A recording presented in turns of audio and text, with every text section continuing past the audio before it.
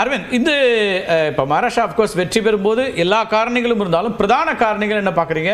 ஜோதிமணி பேசும்போது அவங்க இணைப்பு துண்டிக்கப்பட்டிருக்கு, திரும்ப வருவாங்க.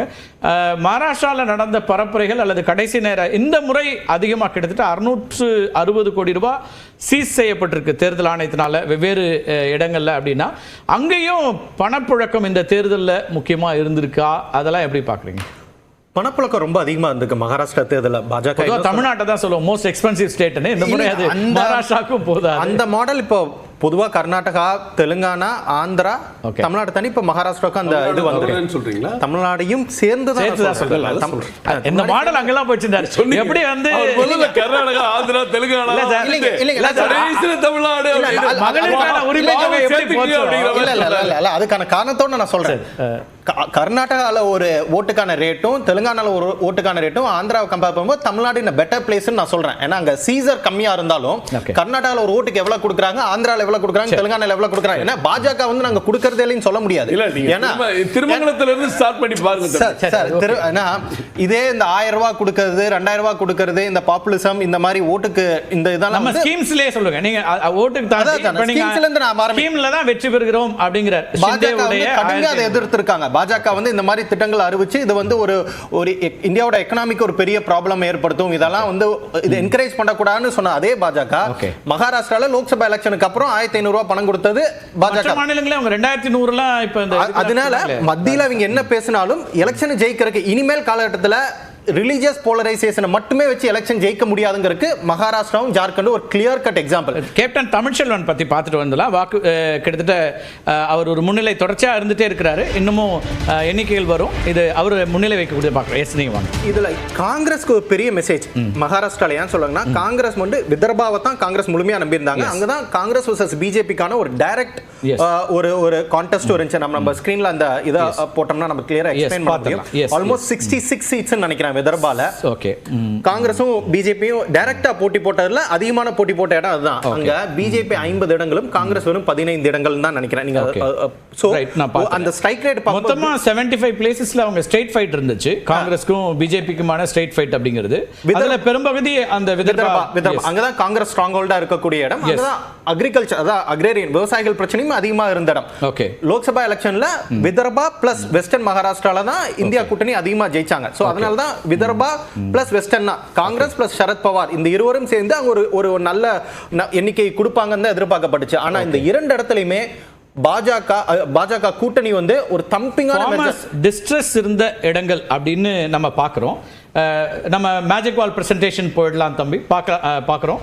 அதில் 58 இடங்கள் ஃபார்மர்ஸ் டிஸ்ட்ரெஸ் இருக்கிறதா பார்த்தா, அதில் நீங்கள் சொன்ன மாதிரி இந்தியா கூட்டணி அங்கே நல்ல ஒரு ஃபைட் கொடுப்பாங்கன்னு பார்த்தா அங்கேயும் என்டிஏ தேசிய ஜனநாயக கூட்டணிக்கு தான் 35 இடங்களும், இந்தியா கூட்டணி 23 இடங்களும் இருக்குது.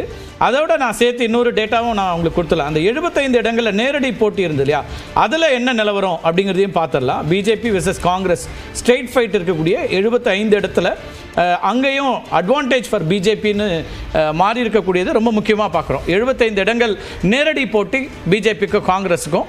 அதில் பிஜேபி 48 இடங்களில் முன்னிலை வைக்கிறது, காங்கிரஸ் 26 இடம், மற்றவர்கள் 1. இப்போ இந்த டேட்டாவும் இதில் நம்ம வந்து சேர்ந்து பார்க்க வேண்டிய ஒரு விஷயம். விதர்பால மொத்தம் 66, விதர்பா மட்டும் இருக்கும். விதர்பால மொத்தம் 66 சீட்ல லோக்சபா எலெக்ஷன்ல இந்தியா கூட்டணி 47 இடங்கள் ஜெயிச்சாங்க. 66ல 47 ஜெயிச்சாங்க. இப்போ 47ல இருந்து வெறும் 15 இடங்கள் தான் ஜெயிச்சிருக்காங்க. So almost 32 கம்மியாயிருக்கு.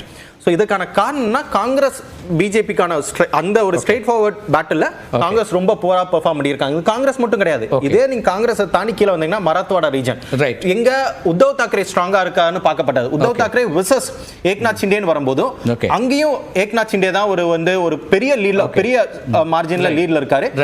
Ajith Pawar versus Sarath பவார்னு வரும்போது சரத் பவார் கொஞ்சம் நல்லா பண்ணியிருக்கிறதா தான் தெரியுது. ஸோ இந்த டைரக்ட் பேட்டில் சரத் பவார் மட்டும் தான் இந்தியா கூட்டணி நல்லா பண்ணியிருக்காரு. உத்தவ் தாக்கரேவும் சரி காங்கிரஸும் சரி பெர்ஃபார்மன்ஸ். இதுல ரிலீஜியஸ் போலரைசேஷன் தாண்டி இந்த எலெக்ஷன்ல தேசிய ஜனநாயக கூட்டணி வெற்றி பெறுவதற்கான முக்கிய காரணம் இந்த 1500 ரூபாய் ஸ்கீம் தான். இந்த 1500 ரூபாய் ஸ்கீம் இல்லாம இவ்வளவு பெரிய வெற்றியை தேசிய ஜனநாயக கூட்டணி பெற்றிருக்க முடியாது. ரைட், நம்ம பேசலாம். திரு அருணன் அவர்களும் இந்த தருணத்தில் நம்மோடு இணைகிறார். மார்க்சிஸ்ட் கம்யூனிஸ்ட் கட்சியுடைய மாநில நிர்வாகிகள் ஒருத்தராகக்கூடிய பேராசிரியர் அருணன் இணைகிறார். அவற்றை பேசுறதுக்கு முன்னாடி அபிநயாட்ட மேஜிக் வால் ரெப்ரசன்டேஷன்ல சில முக்கியமான தரவுகளை நம்ம பார்க்கலாம்.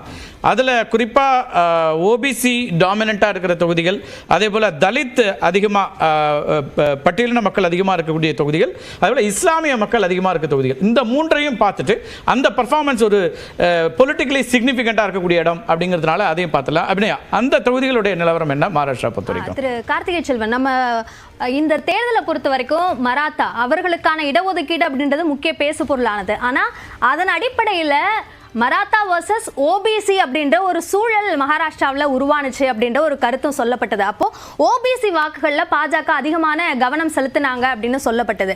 இங்க இருக்க இந்த எண்ணிக்கை அப்படின்றதும் அப்படியா தான் வந்திருக்கு. இப்போ என்டிஏ கூட்டணிக்கு 59 இடங்கள்ல முன்னிலை கிடைச்சிருக்கு, இந்தியா கூட்டணிக்கு 31 இடங்கள்ல முன்னிலை கிடைச்சிருக்கு அப்படின்றத பார்க்க முடியுது. இது முந்தைய தேர்தலோட ஒப்பிட்டு பார்க்கும்போது இதே அளவிலான வித்தியாசம் இருந்தாலும் இந்த வித்தியாசம் குறைஞ்சிருக்குனாலும் என்டிஏ கூட்டணிக்கான அந்த ஆதரவு என்பது ஓபிசி டாமினன்ட் சீட்ஸ்ல அதிகமா கிடைச்சிருக்கு அப்படின்றத பார்க்க முடியுது. இதுவே தலித் சீட்ஸ் அதுவும் முக்கியமா ஒண்ணா இருக்கு. ஏன் அப்படின்னா இப்ப ஜார்க்கண்ட்ல ட்ரைபல் சீட்ஸ்ல காங்கிரஸ் இந்தியா கூட்டணி கவனம் செலுத்துறாங்க, மகாராஷ்டிரால மராத்தியரோட வாக்குகள்ல கவனம் செலுத்துறாங்க அப்படின்னா அவர்களுக்கு எதிரான வாக்குகளை கன்சாலிடேட் பண்றதுல பாஜக கவனம் செலுத்துது அப்படின்னு சொல்லப்பட்டது. அந்த வகையில தலித் சீட்ஸ் அந்த இடங்களை பார்க்கும்போது என்டிஏ கூட்டணிக்கு சாதகமான ஒரு சூழல் தான் இருக்கு.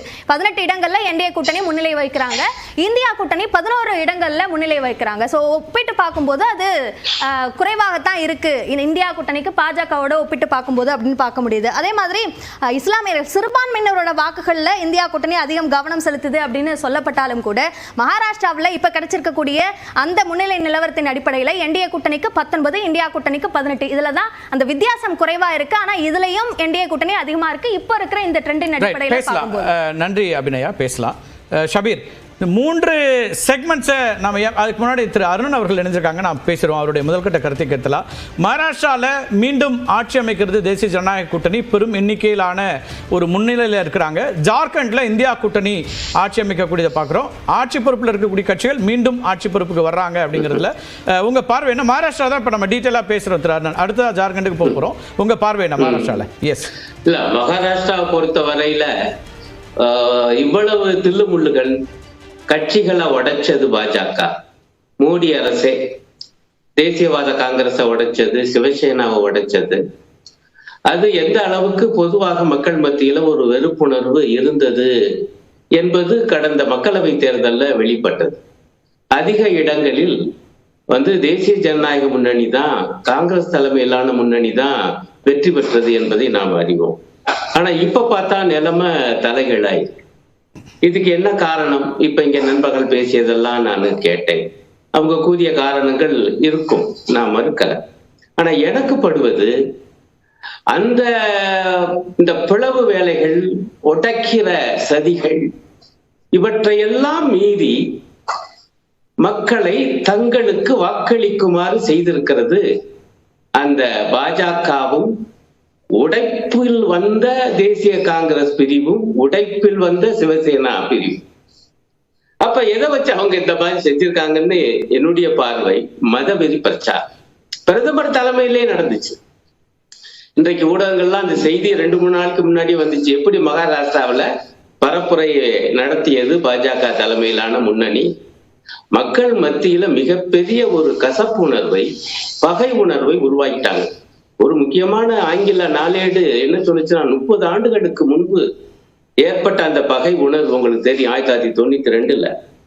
அதற்கு பிறகு அந்த மாதிரி ஒண்ணு ஏற்படல, பெரிய அளவுக்கு ஒரு சுமூகமான வாழ்வு. ஆனா இப்ப நடந்த சட்டமன்ற தேர்தல் பரப்புரையின் காரணமாக எனக்கெல்லாம், அந்த கட்டுரையாளர் சொல்றாரு, எனக்கெல்லாம் என்ன கவலையாக இருக்கிறது என்றால், மீண்டும் அத்தகைய வெறுப்புணர்வும் பகை உணர்வையும் கிளப்பி விட்டுருக்காங்க. இது எந்த அளவுக்கு நீடிக்க போகுதோ என்று கவலையாக இருக்கு என்றுதான் அதை ஆரம்பிச்சிருப்பார். அதுல அவர் சில உதாரணங்கள் கொடுக்கிறார். எப்படி என்றால், உதாரணத்துக்கு ஒரு விஷயத்தை சொல்றாரு. அங்க ஒரு கோயில், அது பொதுவாக இந்த மாதிரியான மதவெறி பிரச்சாரத்துக்கு தன்னை உட்படுத்தி கொள்ளாத ஒரு அருமையான கோயில் என்று அதனுடைய வரலாறுன்னு சொல்லிவிட்டு, அந்த கோயில வக்ஃபோர்டு கேட்குது தன்னுடைய இடம் என்று போய் பிரச்சாரம். வக்ஃபு வாரியம் தெளிவா ஐயா, நாங்க அதை கேட்கவே இல்லையா. ஆனா இவங்க மறுப்பு சொல்வதற்கு முன்பு அது விமானத்துல பறந்து போயிடுச்சு. மறுப்புரை கட்ட வண்டியில வர்றதுக்குள்ள என்று அவர் எழுதுறாரு. உதாரணத்துக்கு சொல்லுகிறேன். ஆகவே இத்தகைய பரப்புரைகள், அப்புறம் ஒரு மிக முக்கியமான ஒரு சொல்லாடலை உருவாக்குனாங்க. நாம் ஒன்றுபட்டு இருக்காவிட்டால் நாம் கொல்லப்படுவோம் என்கிற மாதிரியான ஒரு சொல்லாடல். அதுக்கு பரவாயில்ல, தேசிய நம்முடைய தேர்தல் ஆணைய எதிர்ப்பு தெரிவிச்சுச்சான். உடனே பிரதம மந்திரி அதை நாசுக்கா மாத்தி, நாம் ஒன்றுபட்டால்தான் நாம் இருக்க முடியும் அப்படிங்கிற மாதிரி மாத்தினாராம். கொல்லப்படுவோங்கிறதுக்கு பதிலா. அப்ப இதெல்லாம் அந்த பத்திரிகை உதாரணமா பற்றின விமர்சனங்கள் வைக்கிறீங்க. முதல் கட்ட கருத்தா எடுத்துக்கிறார்.